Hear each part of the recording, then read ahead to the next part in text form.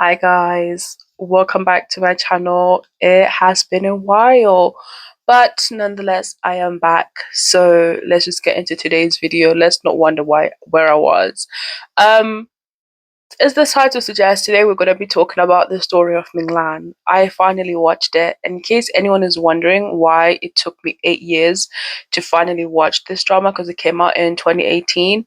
Honestly, it's because it's 73 episodes. Like, I never wanted to be committed to something for that long, but I felt ready. I finally watched it. I enjoyed it. I actually thought it would take me weeks to finish this, but I finished it within days. Like, that's how good it was. Like, it's such a good drama, guys. Like, I genuinely cannot say anything else except for it's such a good drama. But anyway, so what is this whole story about? The whole story is centered around Ming Lan, as the title of the drama suggests, and we basically watch her growing up from being a child to when she's a teenager, when she's like a woman and she's married. So it's really good. We get to see all sort of like different life stages and how she handles these life stages and like all the like trials and tribulations that come with them, which they are a lot.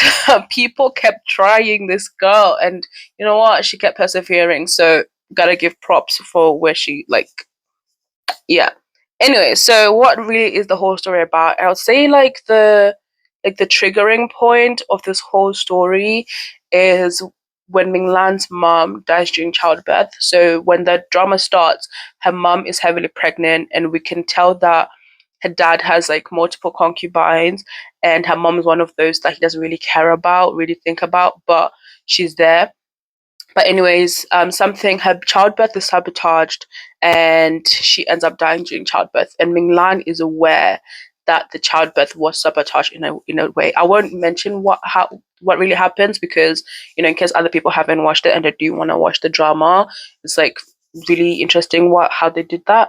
So yeah, her mom dies during childbirth, and that's sort of the starting point of the whole story of Ming Lan because it's really, I would say, the thing that made her who she is, because everyone was just kind of like willing to brush past it, and she wasn't, because obviously that's her mom. And that's what really starts her story, because then she starts investigating, and all of this is like everything she does is basically to find a way to avenge her mother. So after her mom dies, her paternal grandmother takes her in and she raises herself. And honestly, their relationship throughout the entire drama is very special because her grandmother really treated her really well and she trusted her so much. I think they had like a relationship where it was like, do what you're gonna do. You can tell me about it later, but I trust you to have done that. So I think there were multiple times in the story where like Ming Lan acted first and then explained to her grandmother later. But even when the grandmother didn't even know she was like why Ming Lan did that or what exactly she did, she was willing to back her up every single time. And they really showed up and showed out for each other. And I really think that was really special because she needed someone in her corner, especially when her mom died when she was like very young. Because I think at the time she was between the ages of 5 to 8. I don't really remember the actual age, but that's sort of where she was. We do meet the male lead quite early on, but then we don't see him for a while because there's quite a big time gap.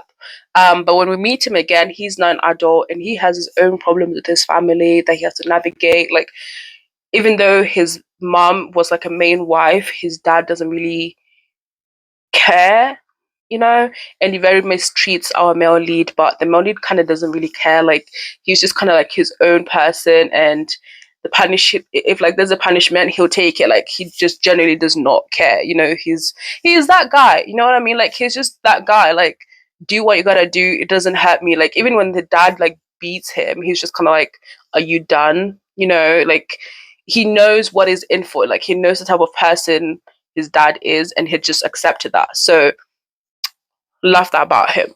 But anyways, they grow up. It's very interesting. You have to see their lives separately and how they kind of like lead to them finding each other, helping each other separately, and try to see their relationship grow to the point where they get married. And you know what? They do get married quite late, and I guess I'll do this as like a spoiler, but they get married in episode 40 of 73. So you can kind of see like how big the build up to their marriage is. But once they get married, like they have such a good relationship, and like I think he was definitely more into her than she was, which we love. We love when the male lead is like way more interested in the female lead. And I think there was instances where like he was told he has to take in a concubine, and she's like, okay, yeah, I understand, you gotta do what you gotta do. And he was very offended, like, you're supposed to be fighting this, you're my wife, like you're not supposed to be supporting people telling me to take a concubine. But she was very much like, yeah, it's fine if you have to. And he was very offended by that, which I love, because I feel like every single time where the idea of them having like concubines or whatever was brought up, like he was way more offended by the fact that she just seemed very much like she didn't care, and it was something that was very much painful for him. So I love that. But anyways, I will explain more of the plot as we talk about like sort of the differences, because what I found very like interesting was how different dramas are from like 2018 to sort of like how they are now. And one of the first things was like the pacing, and I think it's also because of like, you know, dramas back then had way more episodes. Like for example, it had 73 episodes, whereas a lot of the dramas now have 40 episodes. So the pacing is a bit slower, because there were like scenes where it kind of feels like nothing happened in an entire episode. You know what I mean? Because there's just life happening. There's no like big thing that happens every episode. So it just kind of feels like nothing happened. But it's only like later on when you're like, you know what? It felt like nothing was happening, but something was happening. It's just that when you're used to 40 episode dramas where everything has to move very fast, it is kind of like a different pacing to get used to. But I did like it because I feel like it gave you moments where you could just breathe, where life was just life. Like not every single episode there's a war, not every single episode like there's somebody getting poisoned. Like life, you know, some episodes are just family moments, but then it kind of had a big impact later on, because you know when you're seeing an entire episode where it's like centered around family and getting together, and then later on that person betrays their family. It's like, oh, so I guess it wasn't a big family moment as I thought. Like you were plotting your own thing. So I feel like those slow episodes have their own impactfulness later on. So I really did like that. And this one was really funny for me, guys. The way everyone looks, like age wise. Because there is a part where they're in school, like the episodes where they are in school, and everyone looks like they are in their mid to late 30s slash 40s.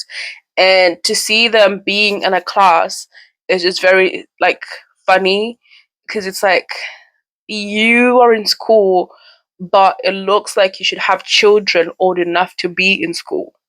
You know what I mean? Like everyone just looks so much older compared to basically like how the male leads or female leads or anyone really in like current dramas do. Like everyone just looked old, and I feel like in some cases it felt weird, because there's like instances like I mentioned, like when we see the male lead's father beating him, it felt very weird, because it's like, why am I watching a man in his 40s get beaten by his father? So it is it's a very different when they look older. So some things just kind of felt awkward to watch because of like how much older they look.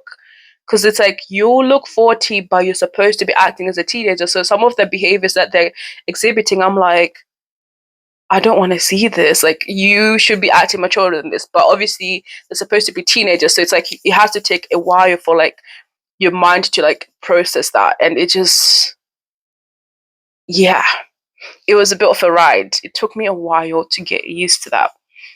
The next thing is the fact that I feel like in current dramas, for example, in The Double, in Coroner's Diary, in Pursuit of Jade, the male leads do go into brothels, but they don't partake in the activities that happen there. And it's like something that's very much like publicized, you know, to the like female lead or people, like they mention the fact that they don't actually partake in those activities, whereas in like the Story of Ming Lan, it's like fine. It's mentioned the fact that he frequents brothels. So we know that when they actually do get together, then that's not his first time. And I think it's just kind of, it's obviously historically that's probably more accurate, because we know the standards for men were very different to the standards for women. But I think it's just such a like a whoa moment, like, oh yeah, I forgot. Because like I mentioned with those dramas that I mentioned, we're used to seeing them like sort of have their first times together, whereas in the Story of Ming Lan, the male lead was even married to someone and had children with them before he married the female lead. So it's like it's like a thing where it's more historically accurate, but it still just kind of feels wrong because my brain is like not processing that. And it took a while for me to adjust the fact that, like, oh yeah, this is normal, like it's fine. Because the whole time when I was seeing him with his like first wife, because we do see him with his first wife for a lot of episodes, I was just like, I can't watch this. Like, it feels wrong. It just, I don't know. It just, like, I know it's like he's not doing anything wrong, but it just felt like I was watching him cheat on the female lead. You know, I just couldn't. My brain just did not want to process it. I'm like, it feels wrong. I gotta take points off you for this. But yeah, so I feel like that's a big difference with like now, because now most of them, like, their first time is with each other, and that's sort of like the norm, the romantic norm that I've like gotten used to. And then the next thing, and I feel so bad because I was so judgmental for this, is the fact that like the repeating of costumes. How often do we see like people in dramas repeating outfits nowadays? We very rarely see it. I feel like the only time we see them repeating something is if, like, if it's a school uniform or a work outfit, or if it's historical, would see them sort of repeat, like, there's like ministers' uniforms that they wear to court. Outside of that, it's like a new outfit every few scenes or every episode. So there's an outfit that I saw the male lead wear like 4 different times, and I just thought, aren't you supposed to have money? Like, and I was like, wait, no, but people still repeat outfits in real life, but it just felt weird to see. Like, yeah, I just couldn't process. I'm like, why am I seeing this outfit multiple times? Like, uh, it's just no. I'm so sorry, but it just felt weird to see, because it's like you had nothing else. You looked, and you're rich, and you just keep repeating the same outfit, and I don't know. I just didn't like it. It's very judgmental of me, and I'll take it. I'll take the fact that I'm superficial for that one. But it just that, again, what we're used to with like like dramas now, they don't really repeat outfits. Like, we see something and then it's gone. Like, it's very very rare unless it's like a very low budget drama. It's very rare to see them like repeat an outfit. So yeah. And then another one. Now, this might just be a case of translating. I actually do need to speak to somebody who speaks Chinese to like actually let me know it, and or it might just be like the translations, or if they were actually swearing. The amount of swearing that was happening was like a shock when I was reading the subtitles. I'm like, oh, because people are just being called the B word left, right, and center. Like, everything's like, she's a B, like she acts like a B. I'm like, oh, whoa. And another one that kept being thrown around, I'm not gonna say it because I don't even know if, are you allowed to swear on YouTube? Does YouTube allow swearing? So I'll just spell it out, like SLUTS. Like, that kept being thrown around so many times. People were being called that left, right, and center again, and I was just like, guys, can we all just get along? Because they don't really swear in like modern dramas, like not modern only, but like recent dramas. Like, you rarely see anyone use bad words or any type of language. So every time they were swearing, I'm like, oh, okay, I guess it is really that serious. Like, it just hit every single time. Like, every single time I'm like, well, am I reading the right subtitles? But of course, things are different now than they were 8 years ago in terms of like how dramas are made and probably the language that was used as well. And then another thing, and I think this is the last one, is when in terms of like differences, is the fact that you had episodes where the male lead was missing. Like obviously I know this is called like the story of Ming Lan, so it's centered around Ming Lan more than like Gu Qingye, the male lead. However, the fact that he was missing at some point for like 2 or 3 episodes felt very weird, because you don't have that in any like recent dramas, because even if it's a drama that's, you know, the female lead, it's female centric, like the male lead will still be there every episode. I can't think of any dramas that I've watched that have happened in the past like 5 years where you have episodes where the male or the female lead is missing for like episodes. But again, I can't think of any, so maybe you guys like know of some, but it just felt weird the fact that he was missing at some point. I'm like, I understand that this is the story of Ming Lan, so as long as Ming Lan is there, but the fact that male lead is not there, I'm like, it feels weird because I'm not used to this formatting. But he did appear in like very crucial moments, so I appreciated like his entrances every time, like he would come through when he was needed. So points, we put points back on that one. But anyways, overall, what did I think of the drama? I think the drama is very interesting. I think a big thing is the fact that both of them that I like kept like replaying in my head, is the fact that both of their stories kind of centered around revenge and plotting, but the way they did both of those things is so different.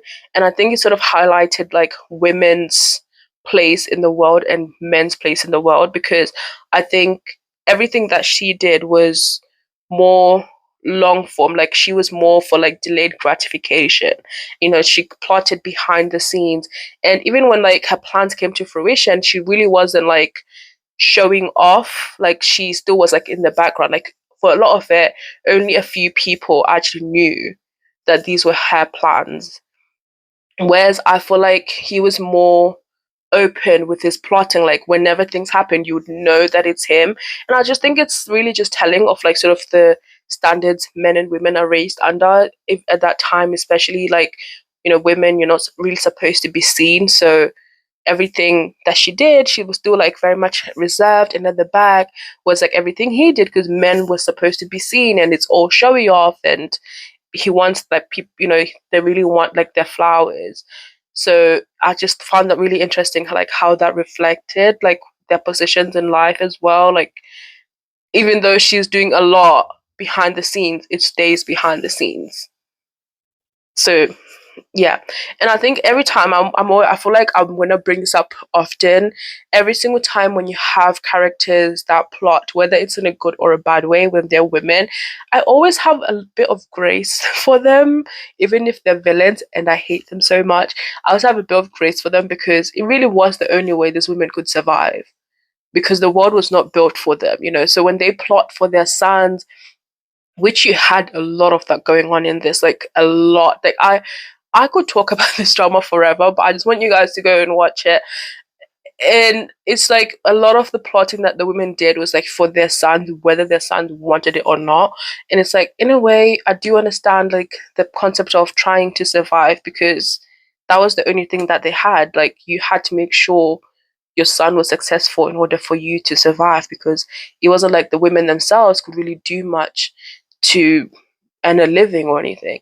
So I feel like in a way I do offer them a bit of grace, but it does not take away from how much annoyed that I was, especially with Goutinier's like stepmother.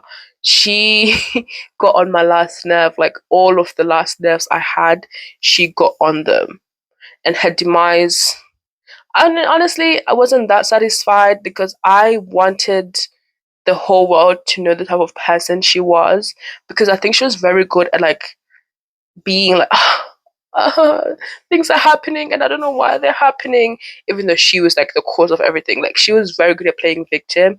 So the way her life ended, I wanted it to end with like everyone knowing the type of villain that she was. But outside of that, everyone else's like conclusions was very satisfying. And I do want to talk more about like Ming Lan's dad and the fact that how useless he was, but I think I'll leave that as a separate video because I have a lot of dads from C dramas that I do want to talk about and how much they're basically just there for decoration, and that'll be a whole separate video. So stay tuned for that. But as for Story of Ming Lan, guys, I actually do not have any faults for it. I think I I can't fault it. Like they really, I think everything was concluded in a very satisfactory way, and the characters, like the growth that they had, and like the cinematography of it all. Considering it was also 2018, like it was very good. The costumes, except for the fact that they could have been changed way more, I can't fault it. And I do like the way they use like costuming and like hair to show the different like life stages. Like Ming Lan's like hair when she was a teenager was very annoying to look at. And then the moment she gets married and she becomes a woman, she like changes the way she dresses and her hair. And it's like, okay, I like how the pointiness of that, like she's no longer just a girl, she's not a woman, she has a household to run, and I just like that. So there's way more to talk about in this, but just to round it off, I have no fault. I think it was a very good drama. 73 episodes actually turned out not to be enough. Like I could have watched 10 more episodes of this drama and not have been bored. Like that's how much I enjoyed it. So yeah, go watch The Story of Ming Lan if you haven't watched it. It's on Viki. And if you have watched it, let me know your thoughts, and I'll see you guys in the next video. Bye.